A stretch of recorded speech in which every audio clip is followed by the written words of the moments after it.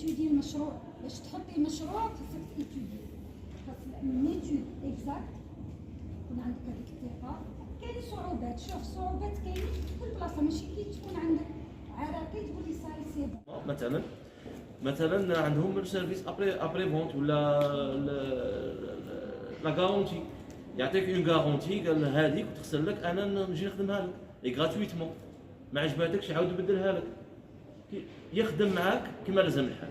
تكوين يديروا 40 ساعه تكوين حول تطوير المؤسسه المصغره، وان شاء الله نشوفوها في الميدان.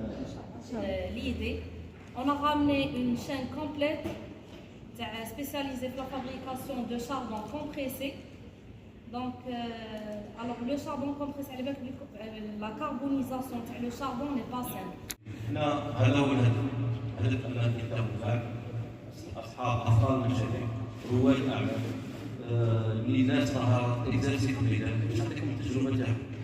إذن يسرنا جدا أن نحتفل بالأسبوع العالمي للمقاولاتية، هذه المناسبة الدولية التي أصبحت رمزا لنشر ثقافة الابتكار وروح المبادرة عبر العالم. إذن المقاولاتية طبعا هي ليست مجرد مشاريع اقتصادية، بل هي ذهنية تفكير وأسلوب عمل يقوم على الإبداع وتحويل الأفكار إلى حلول والتحديات إلى فرص.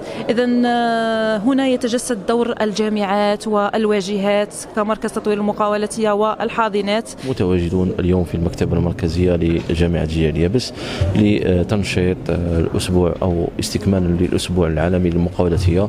اليوم هناك ورشات ومداخلات من طرف رواد الأعمال الممولين عن طريق الوكالة نزدة سيدي العباس لتبادل التجارب والخبرات مع طلبة مركز تطوير المقاولاتية.